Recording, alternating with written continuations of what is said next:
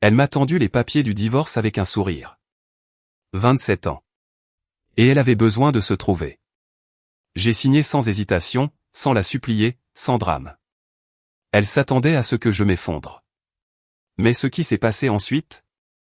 Disons simplement qu'elle est revenue en s'attendant à trouver une maison vide et un homme brisé. Ce qu'elle a trouvé à la place a fait blêmir son visage. Certaines portes, une fois fermées, ne se rouvrent pas. Je m'appelle Antoine Dubois. J'ai 54 ans. Et jusqu'à il y a 6 mois, je pensais que ma vie était toute tracée. Je dirigeais une entreprise prospère de matériaux de construction à Annecy, en Haute-Savoie. Mon père l'avait bâtie à partir de rien et je l'avais étendue sur 3 départements. Une bonne réputation, des revenus solides et une maison payée avant mon 50e anniversaire. J'avais ce que la plupart des hommes appelleraient une vie confortable. Ma femme, Brigitte, et moi étions mariés depuis 27 ans. Nous avions une fille, Chloé, qui avait déménagé à Lyon et lancé sa propre agence de marketing. Une fille intelligente, qui tenait sa beauté de sa mère et, heureusement, mon éthique de travail. Pendant des années, tout semblait bien se passer. Pas parfait, mais bien. Nous avions nos habitudes. Dîner le vendredi soir, marcher le samedi matin, crêpes le dimanche, des choses normales.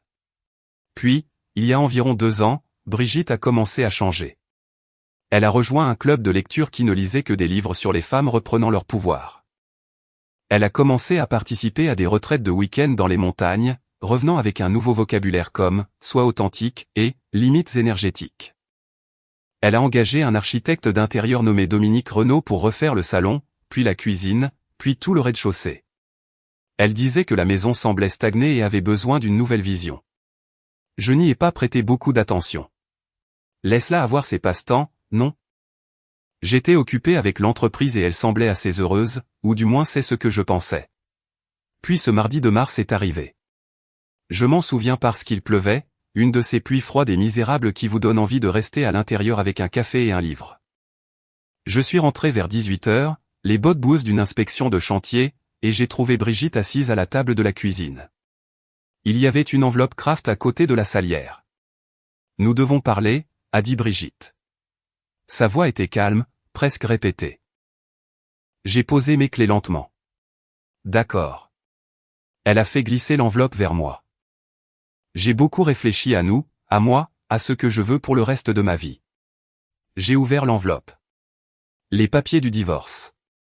Les mots se sont brouillés, mais j'ai saisi l'essentiel, différends irréconciliables, partage des biens. Elle avait déjà apposé sa signature en bas, dans cette écriture parfaite dont elle avait toujours été fière. J'ai besoin d'espace, Antoine, a poursuivi Brigitte. J'ai besoin de me trouver. De découvrir qui je suis en dehors du fait d'être ta femme. Je l'ai regardé. 27 ans et tout se résumait à ça. Une pile de papier et un discours qui semblait tout droit sorti d'un de ses livres de développement personnel. D'accord, ai-je dit. Elle a cligné des yeux. D'accord? C'est tout? J'ai pris un stylo sur le comptoir et j'ai signé. Je n'ai pas hésité. Je n'ai pas discuté. Si elle voulait partir, je n'allais pas la supplier de rester. Tu as déjà pris ta décision, Brigitte, ai-je répondu. Je ne vais pas me battre contre toi. Brigitte est partie le lendemain matin avec 2 valises et son ordinateur portable. Elle n'a pas pris grand-chose, juste des vêtements et des effets personnels. Elle a dit qu'elle se rendait chez une amie à Nice pendant qu'elle réfléchissait. Je l'ai regardée depuis la fenêtre de la cuisine charger sa Lexus argentée, celle que je lui avais achetée pour notre 25e anniversaire. Elle est partie sans un regard en arrière. La maison a semblé différente immédiatement. Pas vide, exactement, mais plus légère, comme si quelqu'un avait ouvert des fenêtres que j'ignorais être fermées. J'ai passé cette première journée à parcourir les pièces, à faire l'inventaire. 27 ans de mariage laisse beaucoup de débris. Sa collection de coussins décoratifs que personne n'avait le droit d'utiliser. Les bougies qui coûtaient 38 € pièce et sentaient la sauge et l'intention, quoi que cela puisse signifier. La pile de livres de développement personnel sur sa table de chevet, tous avec des titres sur l'éveil et la transformation. J'ai commencé à tout mettre en carton méthodiquement, non par colère, juste par pragmatisme. Elle disait avoir besoin d'espace, alors je lui en ai donné. Tout ce qui était clairement à elle est allé dans des boîtes étiquetées et empilé proprement dans le garage. climatisé, organisé, prêt à être récupéré dès qu'elle s'en occuperait. La deuxième chose que j'ai faite a été d'appeler un serrurier.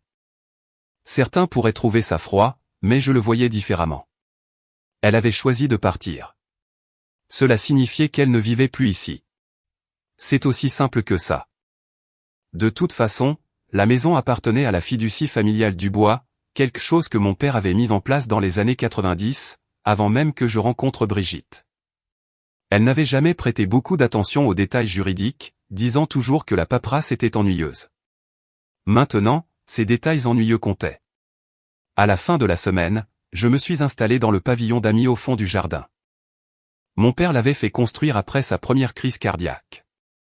Il disait avoir besoin d'un endroit calme pour s'échapper quand le monde devenait trop bruyant. C'était petit mais confortable, avec sa propre entrée, sa cuisine et sa salle de bain.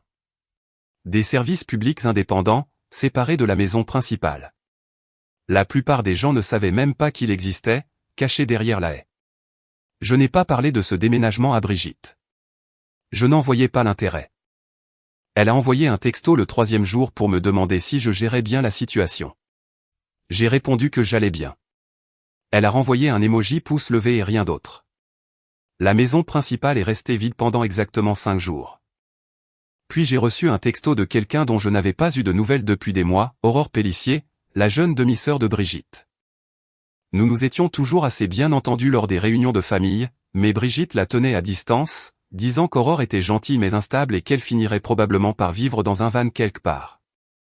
Le message d'Aurore était simple, « Salut Antoine. J'ai entendu pour la séparation. Tu vas bien ?» J'ai fixé mon téléphone un instant, puis j'ai répondu, « Oui, ça va. Mieux que prévu, en fait. » Sa réponse est venue rapidement, « Ça te dit un café un de ces jours ?» Sans pression. Juste pour prendre des nouvelles. Nous nous sommes vus 2 jours plus tard dans un endroit du centre-ville qui servait un café assez fort pour réveiller un mort. Aurore est arrivée en jean et chemise en flanelle, ses cheveux bruns attachés en une simple queue de cheval. Elle avait l'air fatiguée mais solide, comme quelqu'un qui avait appris à porter un poids sans s'en plaindre. « Tu as l'air différent », a dit Aurore en s'asseyant en face de moi. « Différent comment ?» ai-je demandé. « Plus calme », a-t-elle répondu. « Comme si tu avais retenu ta respiration pendant des années et que tu l'avais enfin laissé sortir. » J'y ai pensé. Oui, c'est à peu près ça. Après ce premier café, Aurore et moi avons commencé à nous parler plus régulièrement. Rien de romantique, juste 2 personnes qui avaient toutes 2 subi l'attitude dédaigneuse de Brigitte. Aurore avait des histoires que je n'avais jamais entendues sur le fait de grandir dans l'ombre de Brigitte, d'être toujours comparée et jugée insuffisante. Leur mère s'était remariée quand Aurore avait 8 ans, et Brigitte ne lui avait jamais pardonné d'être la deuxième famille. Environ 2 semaines après le départ de Brigitte, Aurore est arrivée à la maison à l'improviste. Elle conduisait une vieille Honda avec un coffre rempli de produits de nettoyage et de matériel de peinture. « Qu'est-ce que c'est que tout ça ?» ai-je demandé en la rejoignant dans l'allée. « Tu as dit que la maison principale avait besoin de travaux avant que tu puisses penser à la vendre ou la louer », a répondu Aurore en sortant un seau de rouleaux de peinture. Je me suis dit que j'allais aider. J'ai ma semaine de congé de la clinique de toute façon. Aurore travaillait comme assistante kinésithérapeute, quelque chose que Brigitte avait toujours minimisé comme étant « juste aider les gens à s'étirer ». Mais en la regardant ce jour-là, j'ai vu quelqu'un qui savait travailler. Elle ne se plaignait pas, n'avait pas besoin de directives constantes, elle retroussait simplement ses manches et s'y mettait. Nous avons commencé par le salon, enlevant les rideaux coûteux de Brigitte qui bloquaient la plupart de la lumière naturelle. En dessous, les fenêtres étaient sales, des années de crasse que personne n'avait pris la peine de nettoyer parce que les rideaux la cachaient. Elle se souciait toujours plus de l'apparence des choses que de ce qu'elles étaient réellement, a dit Aurore en frottant une vitre. Oui, ai-je convenu en décrochant une autre tringle à rideaux. Je commence à le voir. Nous avons travaillé tout l'après-midi, faisant plus de progrès que je n'en avais fait seul en 2 semaines. Aurore avait cette façon de rendre le travail plus léger, en faisant des blagues sur les goûts de Brigitte en matière de meubles et en suggérant de brûler les coussins décoratifs pour se réchauffer. Le soir, nous avions complètement vidé le salon et lui avions donné une nouvelle couche de peinture neutre. L'espace paraissait plus grand, plus lumineux, comme s'il pouvait enfin respirer. « Tu devrais rester », ai-je dit pendant que nous rangions. « La chambre d'amis est vide et il se fait tard. Ça t'évitera la route jusqu'à Chambéry. » Aurore a hésité. « Tu es sûr? Je ne veux pas déranger. Tu viens de passer 8 heures à m'aider à récupérer ma maison, ai-je répondu. Ce n'est pas déranger. C'est de l'amitié. Elle a souri. D'accord, mais demain c'est moi qui prépare le petit déjeuner, et on s'attaque à ce désastre de cuisine. Au cours des jours suivants, Aurore a continué de venir. Elle arrivait le matin avec du café et des plans pour la pièce que nous allions rénover ensuite. La cuisine, le couloir, la chambre principale. Chaque espace a été dépouillé de l'influence de Brigitte et reconstruit en quelque chose de fonctionnel et d'honnête. Les gens en ville ont commencé à remarquer. Le facteur m'a demandé si j'avais de la famille en visite. Le voisin d'en face a fait un signe de la main et a crié que la maison avait l'air bien. Je n'ai pas donné d'explication, j'ai juste dit que je faisais quelques changements. 3 semaines plus tard, Aurore a mentionné qu'elle était entre 2 appartements. Son bail se terminait et elle n'avait encore rien trouvé d'abordable à Chambéry. Reste ici, ai-je dit. Ce n'était pas une question, juste une solution évidente. Les chambres d'amis sont vides. Et tu as mis plus de travail dans cet endroit que quiconque. Ça semble juste. Aurore m'a regardé attentivement. Antoine, tu es sûr? Et Brigitte? Quoi, elle, ai-je demandé. Elle est partie. Ce n'est plus sa maison. Ça ne l'a jamais vraiment été. Aurore a emménagé le week-end suivant avec seulement 2 valises et une boîte de livres. Pas de drame, pas de grande déclaration, juste l'occupation tranquille d'un espace qui avait besoin de quelqu'un qui l'appréciait. Avoir Aurore dans la maison a tout changé. Pas de manière dramatique et bouleversante, mais par de petites améliorations constantes qui s'additionnaient. Elle se levait tôt et faisait du vrai café, pas ces bêtises d'expresso sur lesquelles Brigitte insistait. Elle préparait de vrais repas au lieu de photographier des salades. Elle riait de mes blagues et ne traitait pas chaque conversation comme une performance. Nous sommes tombés dans une routine facile. Le matin, nous prenions le café sur la terrasse arrière et planifions les projets de la journée. Aurore partait travailler à la clinique et je m'occupais des affaires à l'entrepôt. Le soir, nous travaillions ensemble sur la maison, enlevant des années de choix décoratifs de Brigitte et les remplaçant par quelque chose de plus simple et de plus honnête. Le salon a eu de nouveaux meubles, des choses confortables sur lesquelles on pouvait vraiment s'asseoir. La cuisine a perdu ses accents de cuivre prétentieux et a gagné des rangements fonctionnels. La chambre principale, dans laquelle je n'étais toujours pas retourné, a été entièrement repeinte et remeublée. Elle a cessé d'être le sanctuaire de Brigitte pour devenir juste une chambre. Aurore avait sa propre vie et son propre espace, mais il y avait quelque chose de confortable à avoir une autre personne dans les parages, quelqu'un qui n'avait pas besoin que je sois autre chose que ce que j'étais. Elle travaillait sur ses croquis le soir pendant que je lisais, et nous existions dans le même espace sans que ce soit lourd ou compliqué. Ma fille Chloé a appelé un soir alors qu'Aurore et moi peignions le couloir. « Papa, j'ai entendu dire que tante Aurore restait avec toi », a dit Chloé. Il n'y avait aucun jugement dans son ton, juste de la curiosité. « Oui, elle aide à retaper la maison », ai-je répondu. L'endroit en avait besoin. « Comment vas-tu ?»« Vraiment ?» a demandé Chloé. « Mieux que ce à quoi je m'attendais », ai-je admis. « Ta mère a fait son choix, et je fais les miens. Inutile de s'attarder sur ce qui est fait. »« Bien », a dit fermement Chloé. « Tu mérites mieux que quelqu'un qui te traite comme un accessoire. J'aime maman, mais elle est égoïste depuis des années. Je suis contente que tu ne restes pas là à attendre qu'elle revienne. » Après avoir raccroché, Aurore a levé les yeux de l'endroit où elle peignait les bordures. « Chloé est d'accord pour que je sois ici ?» a-t-elle demandé. « Plus que d'accord », ai-je dit. Elle est contente que je ne sois pas seule. Aurore a hoché la tête, retournant à son travail. « Pour ce que ça vaut, Antoine, je suis contente aussi. Cet endroit commence à ressembler à un foyer plutôt qu'à un musée. » Elle avait raison. La maison se transformait, et moi aussi. Le poids que je portais depuis des années, à essayer de rendre Brigitte heureuse, à essayer d'être assez bien, s'était envolé. Je n'essayais plus de plaire à personne. Je vivais, tout simplement, et ça faisait du bien. À la fin du mois, Aurore s'était complètement installée. Son matériel de dessin occupait un coin de la chambre d'amis. Ses chaussures de course se trouvaient près de la porte arrière. Son rire remplissait des espaces qui avaient été silencieux pendant trop longtemps. La maison n'était plus vide. Elle était vivante. La vie s'était installée dans quelque chose qui ressemblait à la normale quand j'ai découvert la première anomalie.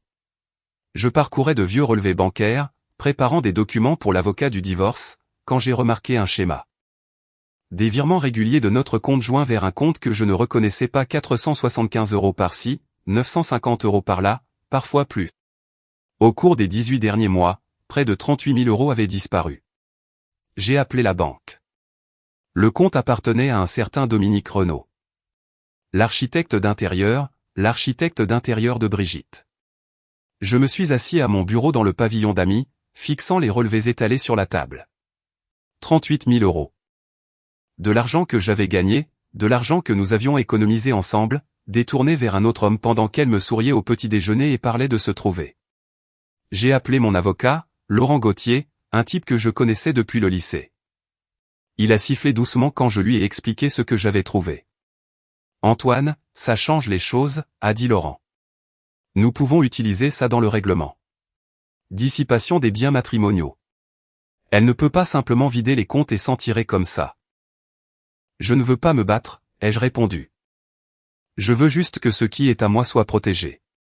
Alors nous le protégerons, a confirmé Laurent. Je dépose les papiers aujourd'hui. Elle devra rendre des comptes pour chaque euro. Ce soir-là, j'ai montré les relevés à Aurore. Elle les a étudiés attentivement, la mâchoire serrée. Je ne suis pas surprise, a finalement dit Aurore.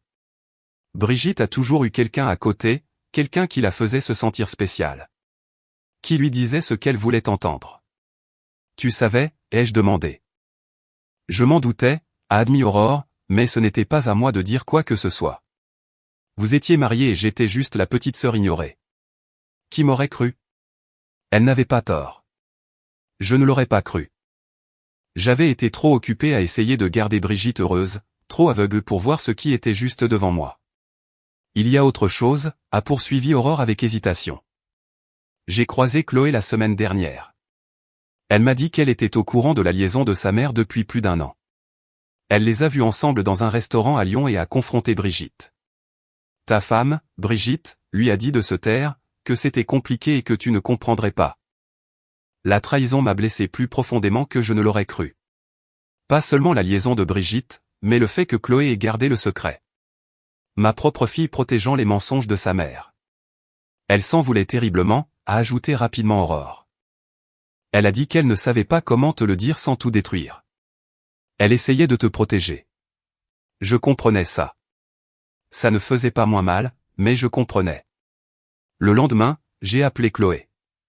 Elle a répondu à la deuxième sonnerie, sa voix immédiatement sur la défensive. Papa, je suis désolé. J'aurais dû te le dire, a dit Chloé avant que je puisse parler. Oui, tu aurais dû, ai-je répondu.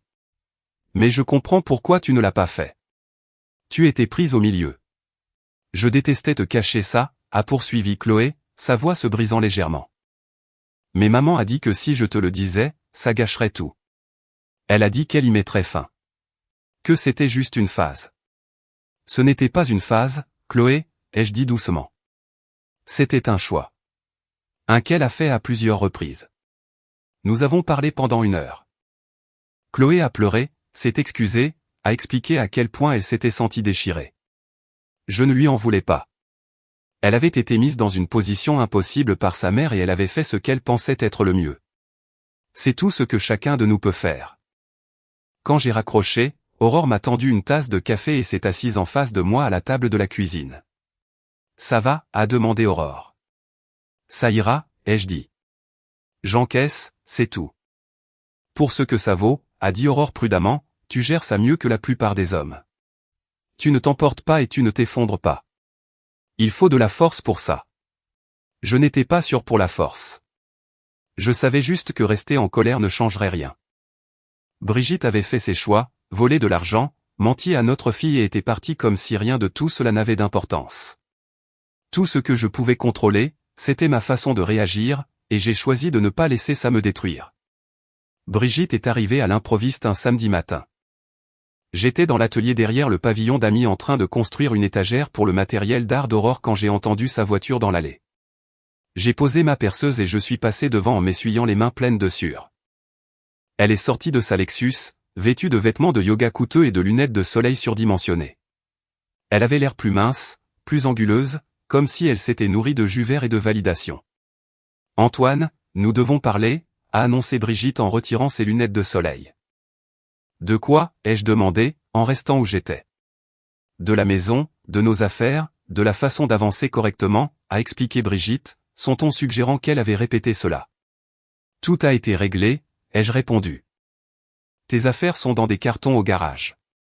Ton avocat a tous les documents. Il n'y a plus rien à discuter. » Elle s'aiguerissait à cela. « Je veux voir la maison. M'assurer que tu n'as rien endommagé. »« La maison va bien », ai-je dit d'un ton égal. « Mieux que bien, en fait. » Avant qu'elle ne puisse répondre, la porte d'entrée s'est ouverte. Aurore est sortie, portant un jean maculé de peinture et une de mes vieilles chemises de travail, les cheveux attachés avec un bandana. Elle tenait un pinceau et avait l'air complètement chez elle. Brigitte s'est figée. Son visage a traversé plusieurs expressions en succession rapide, confusion, reconnaissance, incrédulité, puis quelque chose qui ressemblait à de la panique. « Qu'est-ce qu'elle fait ici ?» a exigé Brigitte, sa voix s'élevant. « Aurore vit ici maintenant », ai-je dit simplement. Elle a aidé à retaper l'endroit. « Vit ici », a répété Brigitte, sa voix montant encore. « Elle vit dans ma maison ?»« Ce n'est pas ta maison, Brigitte », ai-je corrigé. « Ça ne l'a jamais été. La maison appartient à la fiducie familiale Dubois. Ça a toujours été le cas. » La panique de Brigitte s'est transformée en rage. « Tu as emménagé ma sœur dans ma maison à la seconde où je suis parti. C'est dégoûtant, Antoine. C'est manipulateur et dégoûtant. » Demi-sœur, a corrigé calmement Aurore, s'appuyant contre le cadre de la porte. « Et tu es parti, Brigitte. Tu as déposé les papiers du divorce et tu es parti te trouver. Tu te souviens ? Antoine ne t'a pas poursuivi. Il a juste cessé d'attendre. » Le visage de Brigitte a rougi. « Tu as toujours voulu ce que j'avais. Même quand nous étions enfants, tu as toujours été jalouse. Toujours en train d'essayer de prendre ma place. »« Je ne veux pas de ta place, » a répondu Aurore, sa voix ferme. « J'aide juste quelqu'un qui mérite mieux que ce que tu lui as donné. » Brigitte s'est retournée vers moi, son expression maintenant désespérée. « Antoine, s'il te plaît, nous pouvons arranger ça. J'ai fait des erreurs, mais nous pouvons réparer ça. Dis-lui simplement de partir. » Je l'ai regardée attentivement, cette femme avec qui j'avais passé 27 ans, qui avait vidé nos comptes pour financer une liaison, qui avait menti à notre fille, qui était partie sans un regard en arrière. Et maintenant elle paniquait parce que quelqu'un d'autre avait rempli l'espace qu'elle avait abandonné. « Non, ai-je dit. Tu as fait ton choix. Tu voulais de l'espace, et je t'en ai donné. Tout l'espace. Tu vas le regretter, » a sifflé Brigitte en reculant vers sa voiture. « Vous le regretterez tous les deux. »« Je ne pense pas, » ai-je répondu. « Mais tu devrais peut-être parler à ton avocat de ces virements bancaires. On les a tous trouvés. » Son visage est devenu blême. Elle a ouvert la bouche, l'a refermée, puis est montée dans sa voiture sans un mot de plus. Les pneus ont crissé sur le gravier alors qu'elle sortait de l'allée en marche arrière et disparaissait dans la rue. Aurore s'est approchée et s'est tenue à côté de moi. Nous regardions tous les deux la poussière retomber. « Ça s'est bien passé », a dit sèchement Aurore. J'ai ri malgré moi. « Ouais, vraiment en douceur. Elle va créer des problèmes », a observé Aurore. « Probablement, ai-je convenu. Mais nous avons la vérité de notre côté. Ça compte pour quelque chose. » L'avocat de Brigitte a déposé des requêtes dans les 48 heures suivant sa visite. Elle voulait la maison, la moitié des actifs de l'entreprise et une pension alimentaire, bien qu'elle soit celle qui était partie. Son avocat m'a dépeint comme étant vindicatif et cruel pour l'avoir remplacé si rapidement par sa propre sœur. Laurent m'a appelé ce mardi matin-là, semblant presque amusé. « Antoine, elle prétend que tu as violé la sainteté du mariage en emménageant Aurore immédiatement après son départ, » a expliqué Laurent. Son avocat essaie de faire passer ça pour un adultère. « Un adultère ?» ai-je répété. C'est elle qui a vidé 40 000 € pour financer une liaison avec son architecte. Exactement, a convenu Laurent. C'est pourquoi ça ne marchera pas. Nous avons les relevés bancaires, les dates, le témoignage de l'ex-femme de l'architecte qui a confirmé que la liaison a commencé il y a 2 ans. Brigitte n'a aucune base solide. L'audience a eu lieu 3 semaines plus tard. Je portais un costume, je me suis assis tranquillement et j'ai laissé Laurent parler. Brigitte est arrivée toute en noir, jouant la victime blessée.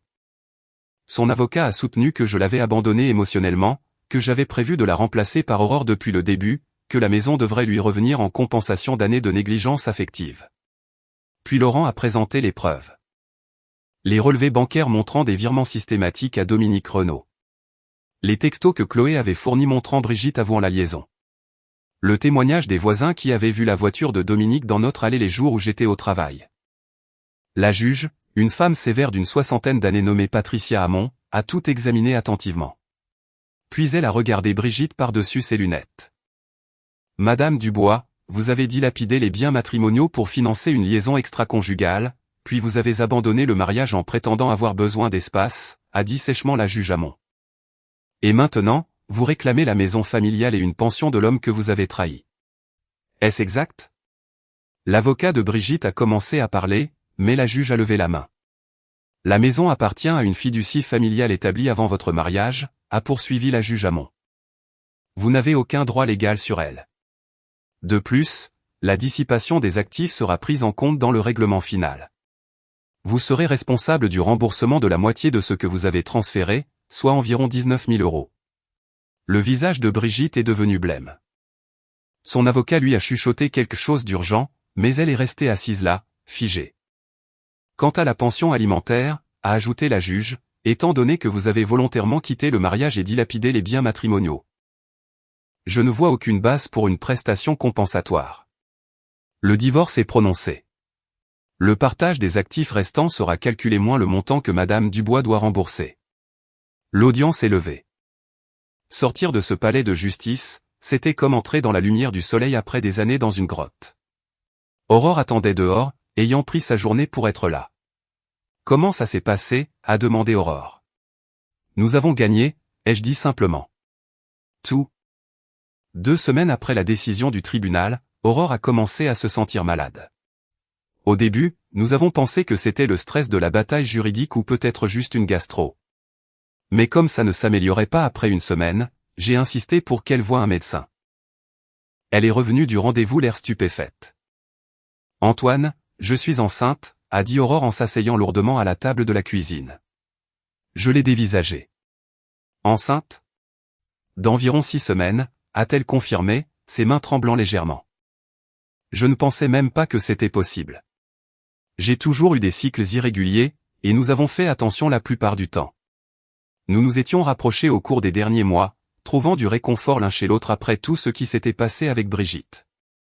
Cela n'avait pas été planifié ou dramatique, juste 2 personnes en train de guérir ensemble qui avaient trouvé quelque chose d'inattendu. Que veux-tu faire, ai-je demandé, m'asseyant en face d'elle. Je veux le garder, a dit immédiatement Aurore. Mais je comprends si c'est trop vite. Je peux déménager, gérer ça toute seule. Non, ai-je dit fermement. Tu ne vas pas gérer ça seule. Si nous faisons ça, nous le faisons ensemble. Les yeux d'Aurore se sont remplis de larmes. Antoine, tu es sûr? Ça va tout compliquer. Tout est déjà compliqué, ai-je répondu. Ça le rend juste plus intéressant. Nous l'avons d'abord dit à Chloé. Elle est venue ce week-end-là et nous l'avons fait asseoir dans le salon. Je m'attendais au choc, peut-être à la désapprobation. Au lieu de cela, elle a commencé à rire. Bien sûr que tu es enceinte, tante Aurore, a dit Chloé en secouant la tête. Maman va perdre la tête. Ce n'est pas pour ça que nous le faisons, ai-je dit rapidement. Je sais, papa, a répondu Chloé, souriant toujours. Mais ça va la rendre absolument folle. Et honnêtement, elle le mérite. Vous deux, vous méritez d'être heureux. Si ça vous rend heureux, alors je suis heureuse pour vous. Les nouvelles ont voyagé vite dans une petite ville. En quelques jours, tout le monde était au courant. Les réactions étaient mitigées. Certains pensaient que c'était trop tôt, trop désordonné. D'autres estimaient que nous étions tous les deux des adultes faisant nos propres choix. Je me fichais un peu de ce que les gens pensaient. Brigitte l'a appris en moins d'une semaine. Elle m'a appelé d'un numéro inconnu, criant si fort que j'ai dû éloigner le téléphone de mon oreille. Tu l'as mise enceinte. Ma sœur. Tu es dégoûtant, Antoine. Tu as tout planifié, a hurlé Brigitte. Je n'ai rien planifié, Brigitte, ai-je répondu calmement. La vie a juste suivi son cours. Tu sais, cette chose que tu es parti chercher. C'est une vengeance, a-t-elle insisté. Non, ai-je dit. La vengeance exigerait que je me soucie encore de te faire du mal. Ça, c'est juste moi qui avance. Elle a raccroché. J'ai bloqué le numéro. 3 mois après le début de la grossesse d'Aurore, un homme que je n'avais jamais rencontré s'est présenté à la maison. Il avait une 60aine d'années, le visage buriné, une énergie nerveuse. Il s'est présenté comme étant Raymond Pélissier, le père biologique d'Aurore. J'ai entendu dire que ma fille vivait ici, a dit Raymond, debout maladroitement sur le porche. Je ne l'ai pas vu depuis 15 ans. Je me suis dit qu'il était peut-être temps de renouer. Aurore est venue à la porte, son visage devenant blême en le voyant. « Qu'est-ce que tu fais ici » a demandé Aurore, la voix tendue. « Aurore, ma chérie, je sais que je n'ai pas été là » a commencé Raymond, son ton trop amical. « Mais la famille, c'est important. J'ai entendu dire que tu attendais un bébé. Je veux en faire partie. Réparer les choses. Tu veux de l'argent » a dit sèchement Aurore. C'est de ça qu'il s'agit. L'expression de Raymond a changé, l'amabilité s'estompant. Je suis dans une mauvaise passe. Juste besoin d'un petit coup de pouce pour me remettre sur pied. 9 500 € me remettraient d'aplomb. Non, a dit simplement Aurore. Je suis ton père, a insisté Raymond, sa voix s'élevant. Tu me dois bien ça. Je me suis avancé, me positionnant entre eux. Elle ne te doit rien. Tu dois partir. Les yeux de Raymond se sont rétrécis. Et qui es-tu? Le nouveau pigeon? Tu as mis ma fille enceinte et maintenant tu penses pouvoir m'écarter? Je pense que tu l'as abandonnée quand elle avait 17 ans, ai-je répondu calmement. Et maintenant tu te pointes en cherchant la charité. Ce n'est pas de la famille. C'est de l'opportunisme. Raymond a fait un pas en avant, essayant de m'intimider. Je n'ai pas bougé. Tu as une chance de partir de ton plein gré, ai-je dit doucement. Après ça, j'appelle les gendarmes. C'est toi qui choisis. Quelque chose dans mon ton l'a fait reconsidérer. Il a reculé, marmonnant sur la loyauté familiale et les regrets, puis est monté dans sa camionnette et est parti. Aurore tremblait. Je l'ai fait entrer et je l'ai fait asseoir. Il a fait ça toute ma vie, a dit Aurore, la voix brisée. Il se montre quand il a besoin de quelque chose. Il disparaît quand j'ai besoin de lui. Je pensais en avoir fini avec ça. Tu en as fini avec ça, ai-je dit fermement. Il ne s'approchera pas de toi ni de notre enfant. Je m'en assurais. 2 jours plus tard, Raymond a réessayé, cette fois en se présentant au travail d'Aurore. La sécurité l'a raccompagné à la sortie, et j'ai demandé une ordonnance restrictive cet après-midi-là. Le juge l'a accordé immédiatement après avoir entendu l'historique d'Aurore avec lui. Pendant ce temps, Brigitte faisait du bruit par le biais d'amis communs, prétendant que j'avais volé sa sœur et détruit sa vie. La plupart des gens l'ignoraient, mais elle a réussi à atteindre la grand-mère de Chloé, mon ex-belle-mère, qui a appelé pour exiger des réponses. Tu as mis Aurore enceinte pour blesser ma fille, m'a-t-elle accusé. Non, j'ai mis Aurore enceinte parce que nous sommes dans une relation et la vie a suivi son cours, ai-je répondu. Brigitte a fait ses choix. Je fais les miens. Elle m'a raccroché au nez. Je m'en fichais. Les gens qui comptaient comprenaient ce qui se passait vraiment. Tous les autres pouvaient croire ce qu'ils voulaient. 8 mois après le départ de Brigitte, Aurore a donné naissance à un petit garçon en bonne santé. Nous l'avons appelé Daniel, comme mon père. En le tenant dans mes bras à l'hôpital, en regardant Aurore, épuisée mais souriante, j'ai réalisé quelque chose de profond. Ce n'était pas la vie que j'avais prévue. Mais c'était mieux que tout ce que j'aurais pu imaginer. Chloé était à l'hôpital en quelques heures, les larmes coulant sur son visage alors qu'elle tenait son petit frère. Il est parfait, papa, a dit Chloé. Tu mérites ça. Tu mérites d'être heureux. Brigitte a appris la nouvelle de la naissance par sa mère. Elle a envoyé un seul texto, j'espère que tu es heureux avec ta famille de remplacement. Je l'ai effacé sans répondre. Elle faisait partie de mon passé, pas de mon avenir. Le règlement du divorce a été finalisé 2 semaines plus tard. Brigitte a obtenu la moitié de nos actifs liquides moins les 19 000 € qu'elle devait pour l'argent qu'elle avait volé. Elle a gardé sa voiture et ses effets personnels. J'ai gardé la maison, l'entreprise et ma tranquillité d'esprit.